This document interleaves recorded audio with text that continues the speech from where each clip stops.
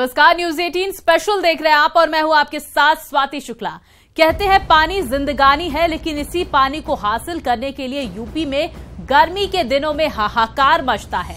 बूंद बूंद पानी को जमा करने के लिए सुबह से लेकर शाम तक कड़ी मशक्कत करनी पड़ती है। ये हाल उन शहरों का है जो बेपनाह पानी से भरे हुए हैं और नदियों के किनारे बसे हुए हैं। कहना गलत नहीं होगा कि नदिया के पास रहने वाले भी प्यासे हैं।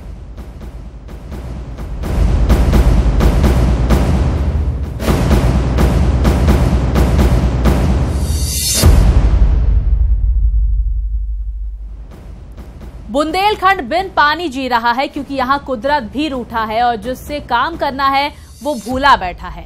लेकिन यहाँ तो शहरों में भी हाल बेहाल है। यूपी के वो शहर भी प्यास से बेहाल है जिनके पास पानी का अंबार है, लेकिन प्रशासनिक लापरवाही कहिए या फिर खुद की अनदेखी, नतीजा ये है कि गर्मी के दिनों में जल संकट पैदा हो जाता है, वो भी बूंद बूंद के लिए तरसाने वाला। शहर जो है नदियों के किनारे, फिर भी प्यास के मारे बेचारे। नदियों वाले हैं टैंकर के सहारे, प्यासे नदिया किनारे वाली।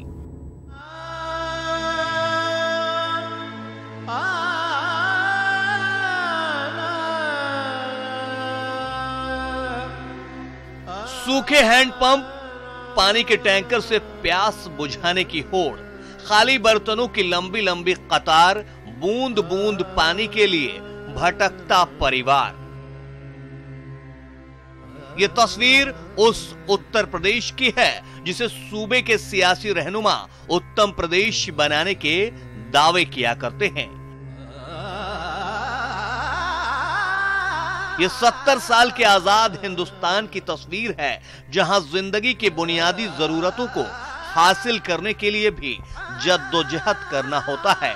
ऐसा क्यों कह रहे हैं, इसकी बानगी देखिए। सूरज आग उगल रहा है और सूबे में पूरब से लेकर पश्चिम तक हर शहर के बाशिंदे प्यास से बेहाल हैं। हर साल गर्मी में पीने के पानी को लेकर इसी तरह हाहाकार मचता है। हर साल पानी की समस्या दूर करने के लिए वादे किए जाते हैं, उन वादों पर यकीन भी किया जाता है, लेकिन अफसोस तस्वीर नहीं बदलती। हालत यह है कि हर शहर में सुबह शाम पानी के लिए खाली बर्तनों के साथ महिलाओं और बच्चों की कतार लगी रहती हैं, जिन्हें घंटों के इंतजार के बाद पानी नसीब होता है, वो भी जरूरत पूरी करने से भी कम। जबकि शहर के बाशिंदों को पीने का साफ पानी मुहैया कराने के लिए बड़ी बड़ी पानी की टंकियां बनाई गई हैं, घरों तक पानी की पाइपलाइन बिछाई गई है, लेकिन कहीं नल से पानी की बूंद तक नहीं टपक रही, तो कहीं नल से गंदा पानी आ रहा है और कुछ हैंडपंप से पानी निकल भी रहा है तो वो भी पीने लायक नहीं है। लेकिन अधिकारियों के कागजों पर सब कुछ दुरुस्त है। भले ही शहर के बाशिंदे भीषण गर्मी में अपनी प्यास बुझाने के लिए जद्दोजहद कर रहे हैं, लेकिन सियासतदानों और अधिकारियों को इससे कोई फर्क नहीं पड़ता। ये और बात है कि जिंदा रहने के लिए पानी चाहिए तो फिर यहाँ पानी का इंतजाम खुद कीजिए। शहरों को हाईटेक बनाने की बात कही जा रही है, लेकिन शहर के बाशिंदों को पीने का पानी तक मयस्सर नहीं है। जरा सोचिए, ये देश का सबसे बड़ा प्रदेश है, सबसे बड़ी आबादी वाला प्रदेश। कहते हैं दिल्ली की सल्तनत का रास्ता इसी प्रदेश से होकर गुजरता है। यहीं गंगा, जमुना और गोमती जैसी पावन नदियां बहती हैं। फिर इन नदियों के किनारे बसे शहर शहर आखिर प्यास से बेहाल क्यों है? आज हम इन्हीं शहरों के प्यास की वजह की तलाश करेंगे। लखनऊ, कानपुर से लेकर वाराणसी तक शहर शहर बाशिंदे क्यों प्यास से बेहाल हैं और क्यों शहरों का ये हाल है, हम पूरी तफसील बताएंगे, हर शहर का हाल दिखाएंगे। बस बने रहिए हमारे साथ। Bureau report, news 18। भीषण गर्मी के बीच मेरठ में काली नदी के किनारे बसे लोग अपनी प्यास बुझाने के लिए केमिकल युक्त पानी पीने को मजबूर हैं। आखिर क्यों यहां जहरीला हो गया है जमीन का पानी, ये रिपोर्ट देखिए।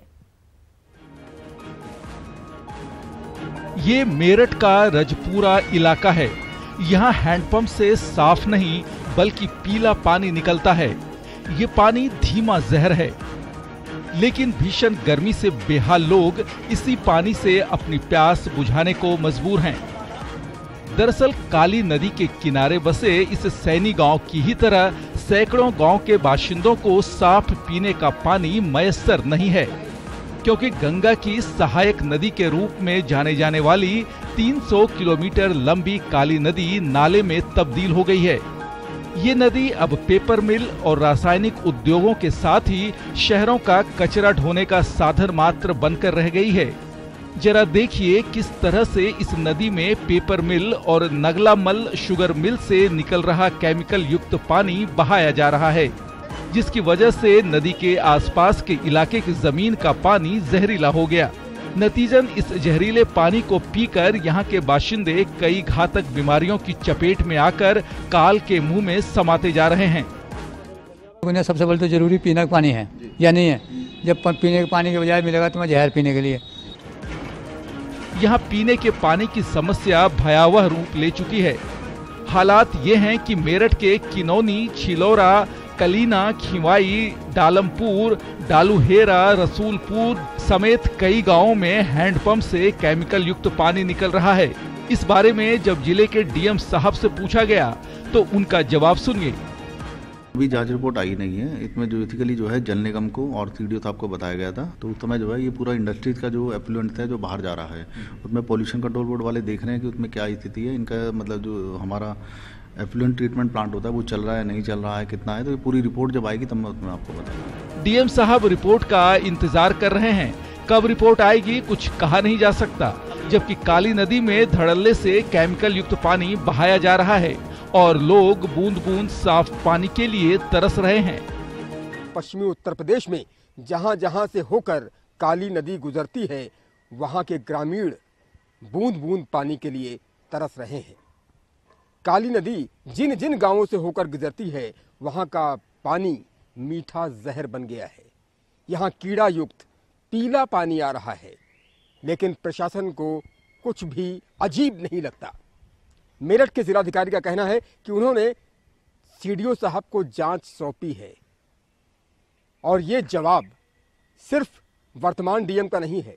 इससे पहले जितने भी डीएम आए सब कमोवेश यही जवाब देते रहे कि जांच रिपोर्ट आने का इंतजार किया जा रहा है। सवाल यह है कि ये सब चलता है एटीट्यूड, आखिर कब तक चलता रहेगा और कब तक लोग बूंद बूंद पानी के लिए त्राही त्राही करते रहेंगे। कैमरा पर्सन अभिषेक शर्मा के साथ उमेश श्रीवास्तव, न्यूज़ 18 मेरठ। देश के सबसे बड़े सूबे की राजधानी इन दिनों पानी की किल्लत झेल रही है। शहर के बाशिंदे पानी के लिए तरस रहे हैं और वो भी शहर के सबसे पॉश इलाके में। राजधानी में पानी की किल्लत, न पीने को पानी न नहाने को पानी। सूख गए हैंडपंप, सूख गई टंकियां। बिन पानी यूपी की राजधानी।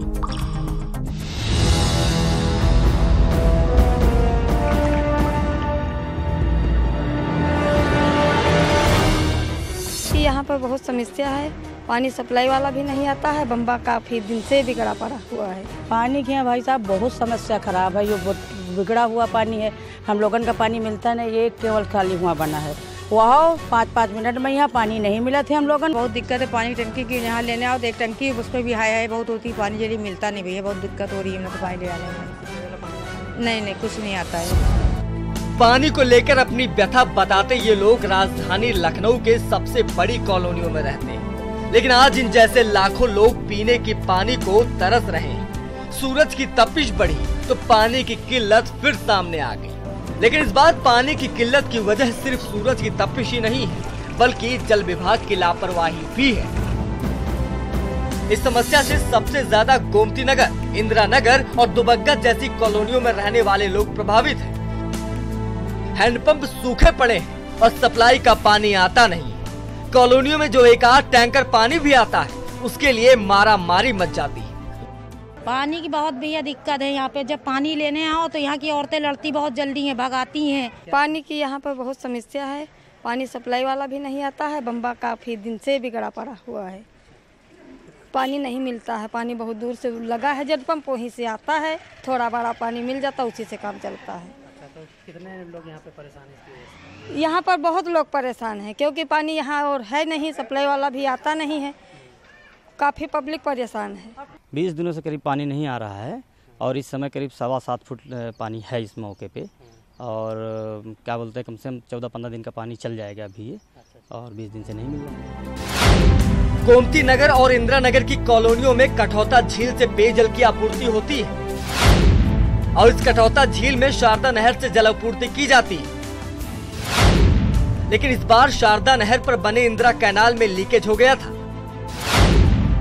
जिसे फौरी तौर पर ठीक कर लिया गया था। लीकेज को पूरी तरह से ठीक होने में अभी तकरीबन 2 हफ्ते का समय लग सकता है। शासन से भी एक एग्रीमेंट है कि साल में 2 बार यह नहर उनके अनुरक्षण के लिए वो बंद करते हैं। 15 से 20 दिन के बीच का है। लेकिन इस बार सर्दियों में इंदिरा नहर के पास उनकी कोई क्रैक हो गई थी दीवार, तो टेम्परेरी उन्होंने मरम्मत किया था और एक बार की परमानेंट मरम्मत वो अप्रैल-मई में करेंगे। तो इस पे उन्होंने 26 तारीख तक का क्लोजर लिया है। इसे ठीक करने के लिए सिंचाई विभाग ने 26 तारीख तक क्लोजर लिया है, लेकिन उम्मीद काफी कम ही नजर आ रही है।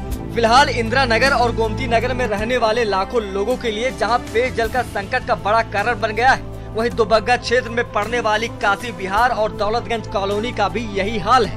खैर, अब वजह कुछ भी हो, लेकिन हकीकत यही है कि सूबे की राजधानी पानी की किल्लत से जूझ रही है। इंदिरा कैनाल में हुए लीकेज का खामियाजा लाखों की आबादी को भुगतना पड़ रहा है।